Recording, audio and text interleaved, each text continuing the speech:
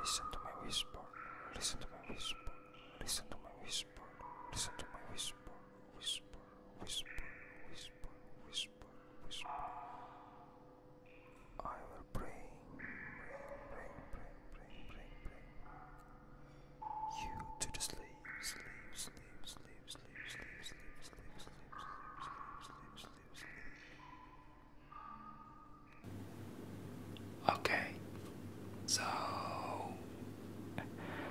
gimana kabar kalian semua guys? Oh, sebelumnya welcome back to ASMR Whatever I Do channel. Di sini hari ini gue bakal ngelakuin request dari salah satu subscriber via Instagram. Gak tau sih, kayaknya sebelumnya udah pernah request di komen juga. Tapi pas itu dia tanya sama gue di Instagram lagi kapan video ini dibuat. Sorry banget kalau super telat. Okay. Jadi yang di request itu adalah whisper reading story. Ya, whisper reading story itu ya gue berbisik seperti ini tetap sambil membaca buku. Nah, di sini buku yang gue pilih adalah novel Harry Potter seperti yang kalian bisa lihat. Kelihatan kan ya, novel Harry Potter ya. Ini adalah Harry Potter yang udah lumayan lama ya. Kalau nggak salah gue sih sekitaran tahun 2004 maybe ya. Maybe sekitar tahun 2004. Cuma buku ini masih cukup bagus banget dalam dan luarnya. Karena memang dijaga ya. Oke, jadi di sini yang bakalan kita baca adalah Harry Potter dan Ord Phoenix.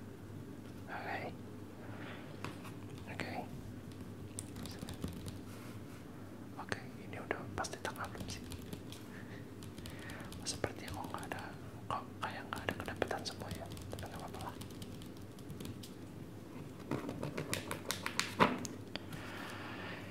Oke, mari kita lihat pertama adalah Harry Potter dan Ord Phoenix Draco Dormiens Nungam Titilandus. I don't know what is that man.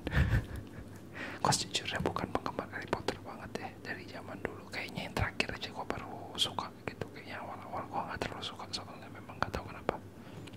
Oke. Jadi di buku ini ini ketulisnya 3 Februari 2004 nih. Ya, 3 Februari 2004. So, betul. Memang di tahun 2004 belinya, tapi nggak tahu di core aslinya betul tanggal 2004 apa bukan. Oke. Jadi kita mulai dari mana enaknya nih? Kita start dari sini aja gimana nih? Kayaknya oke nih ya. Oke. Bentar ya. Ini biar enak kita bacanya pakai ini aja.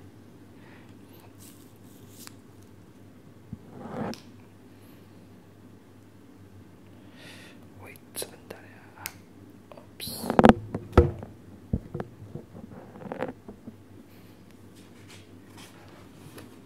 Oke. Oh ya, sebelum gue mulai ngebacanya, semoga kalian semua sehat-sehat aja ya di luar sana ya. Semoga kalian tidak ada masalah dengan ya yang lagi terjadi sekarang ini. Memang di mana-mana serba ribet ya sekarang ya, tapi semoga kalian tetap oke di kondisi itu, oke? Alright, kita mulai baca aja dulu ya. Oke, kita mulai dari sini aja ya. Kementerian Kebobolan. Kok lucu sih? Storges Potmore 38 yang tinggal di Labor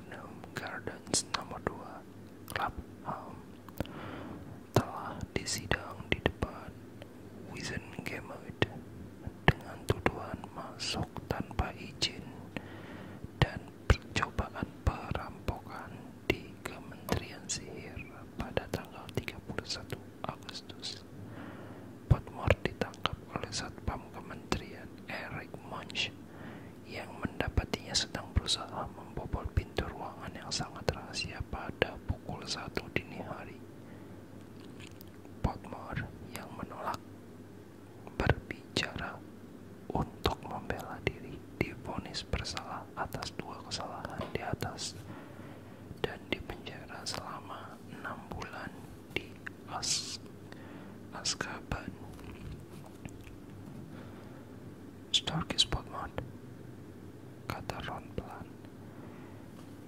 Dia orang yang kepalanya seperti tertutup jerami kan? Dia anggota Ord. Ron, shh, this is Hermione. Melempar pandang cemas ke sekeliling mereka. 6 bulan di Azkaban, bisik Harry shock. Hanya karena mau membobol pintu. Jangan bodoh, pasti bukan hanya karena mau membobol pintu. Ngapain dia di kementerian pada pukul 1 dini hari, desa Hermione? Apakah menurutmu dia melakukan sesuatu untuk Orde? Gumam Ron.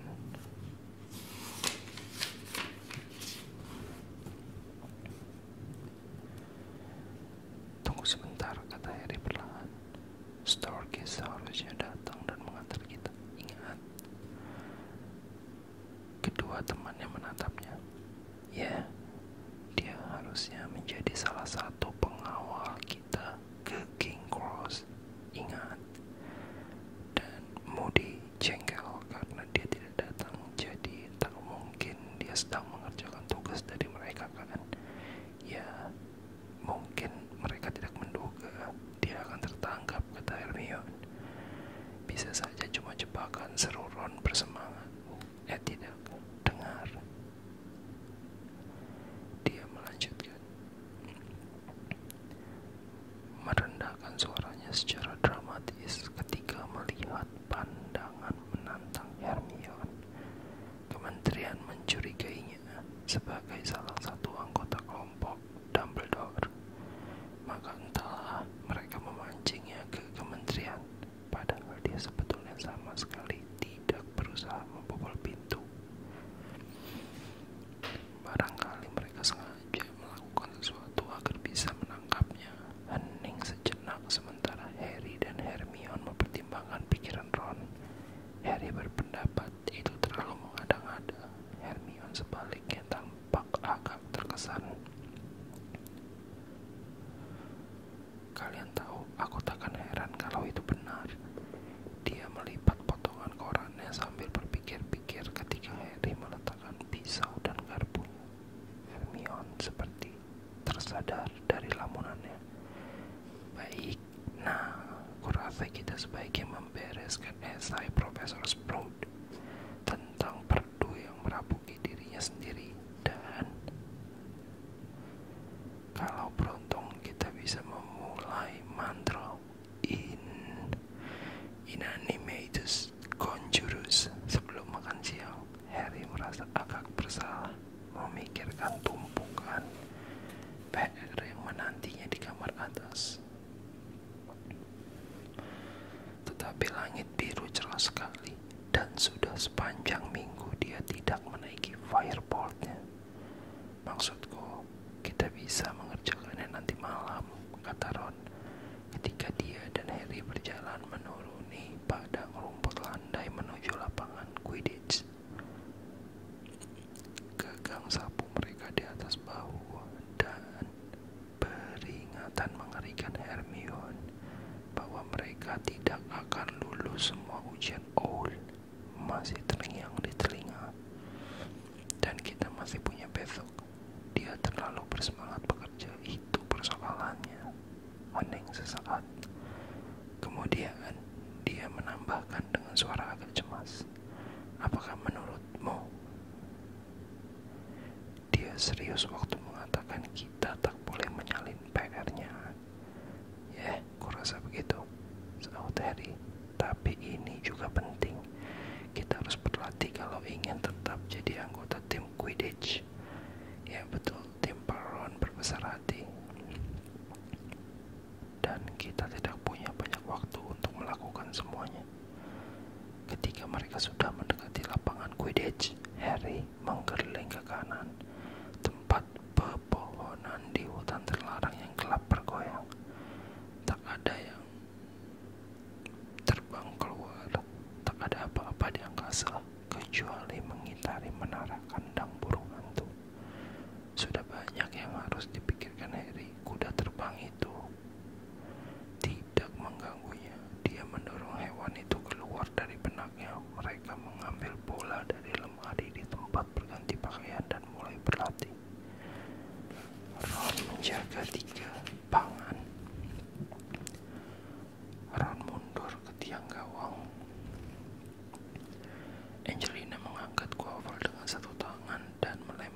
bernapas keras kepada Fred yang melemparnya ke George, yang melemparnya ke Harry, yang melemparnya ke Ron, yang menjatuhkannya.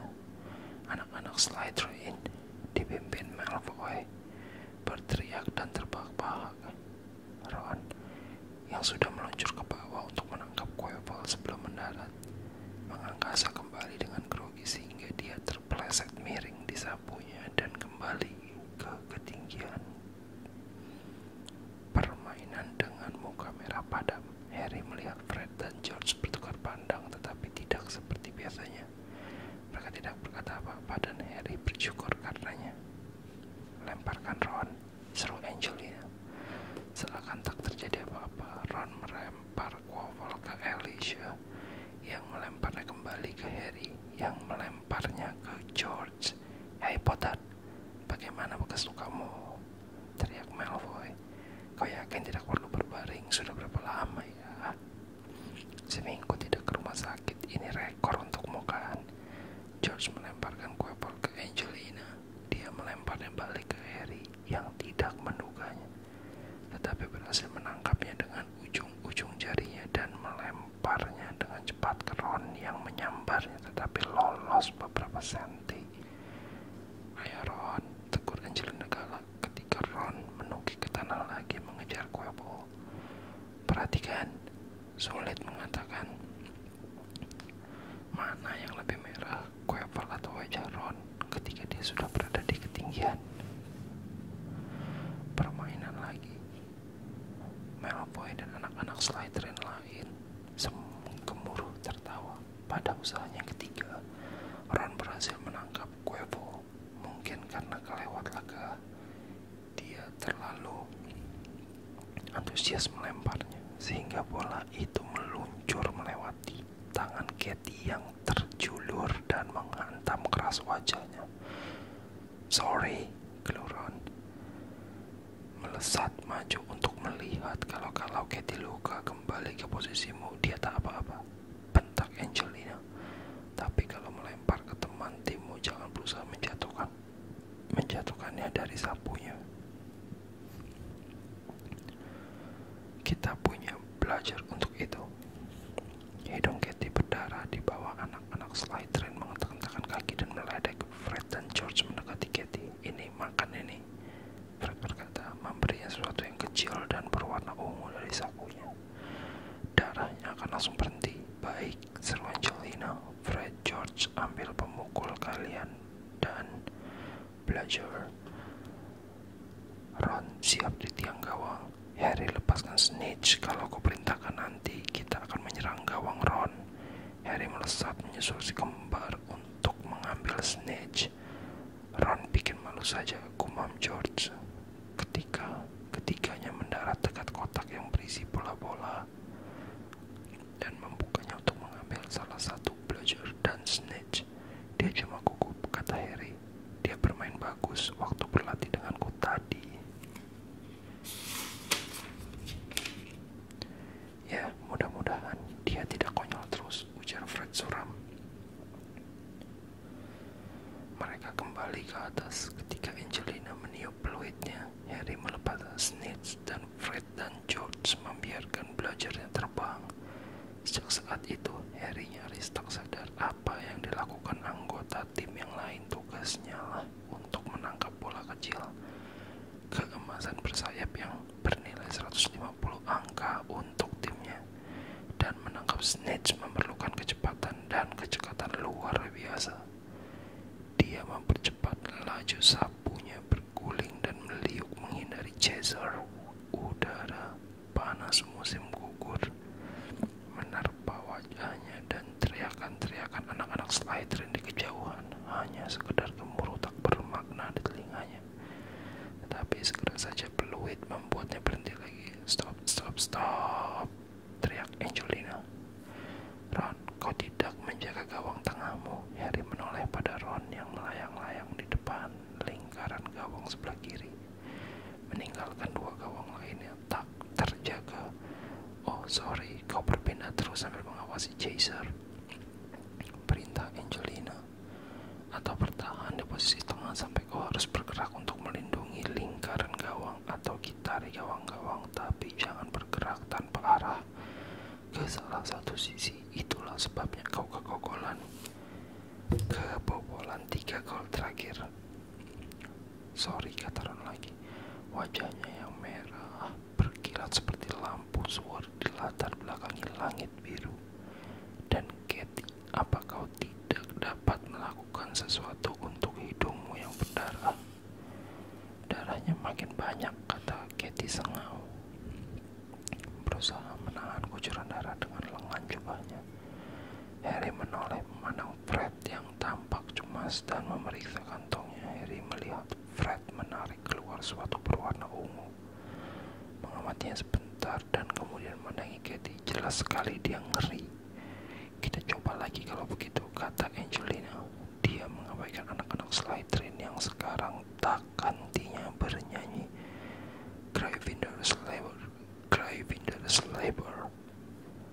Tetapi sikap duduknya di atas sapunya menjadi lebih kaku. Kali ini belum 3 menit mereka terbang berfluid. Angelina berbunyi. Harry yang baru saja melihat Snitch mengitari tiang gawang mengerem kesal. Apalagi sekarang, katanya terkabar kepada Alicia yang terbang paling dekat dengannya.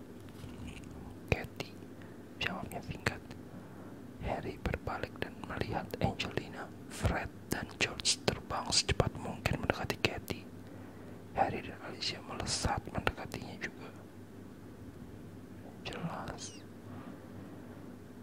Jelas bahwa Angelina menghentikan latihan tepat pada waktunya. Katie memang pucat pasi dan bersimbah darah. Dia perlu ke rumah sakit, kata Angelina.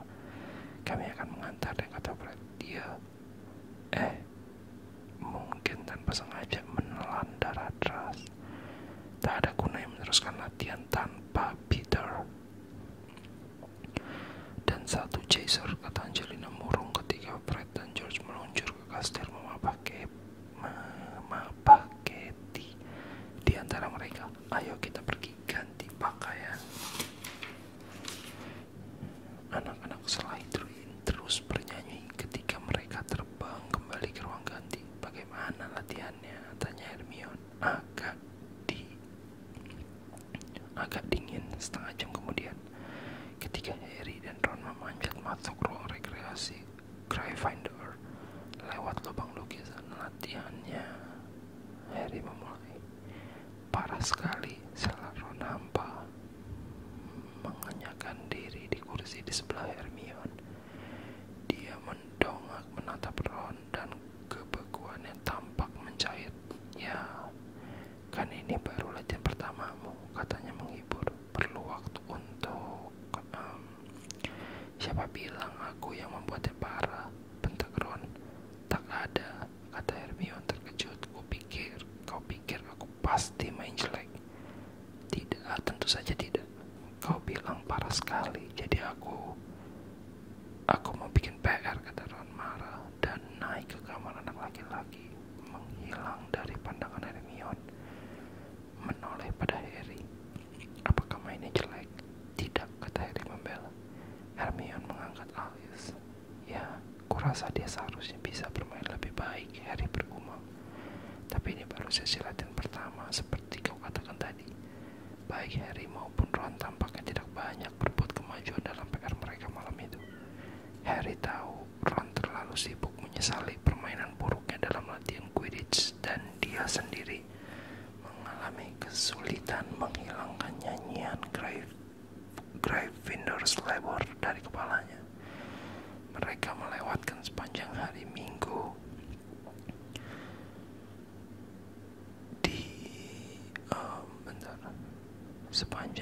Minggu di ruang rekreasi tenggelam dalam buku-buku mereka.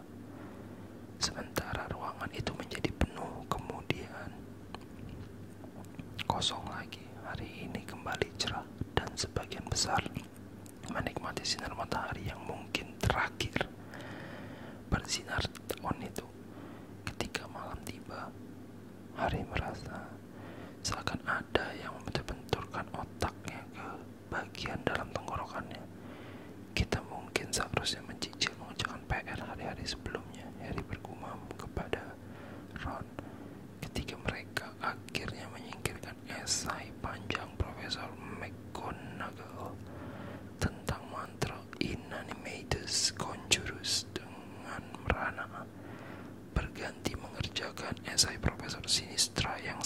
ranjangnya tentang bulan-bulan Jupiter yang banyak. Ya, kata Ron menggosok matanya yang agak merah dan melemparkan pergamen kelimanya yang rusak ke dalam perapian di sebelah mereka. Kalau kita boleh mengintip esainya. Harry menggerling Hermione. Dia duduk dengan Crookshank di pangkuannya dan mengobrol riang.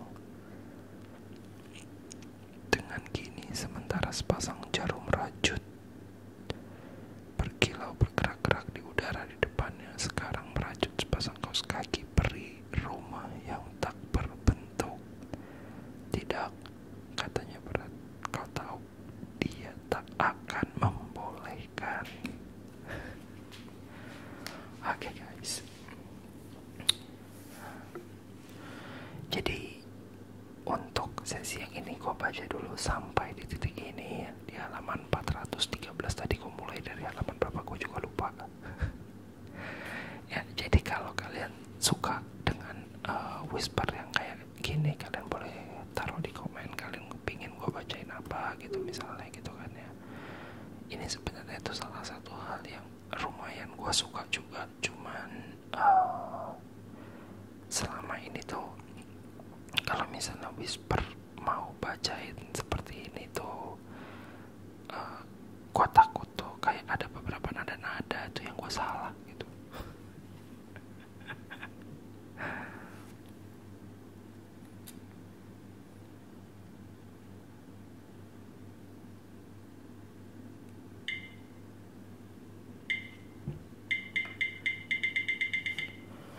So, kalau kalian suka sama yang kayak gini-ginian, kalian tulis aja ya di komennya. Oke. Dan juga jangan lupa untuk di like videonya, jangan juga lupa untuk di komen, jangan lupa untuk di share ke teman-teman kalian yang mungkin menyukai juga seperti ini. Dan kalau kalian mau request tentang yang lain, bisa banget taruh aja di komen, ataupun coba aja catch up sama gua di Instagram gua yang bakal gua taruh di deskripsi.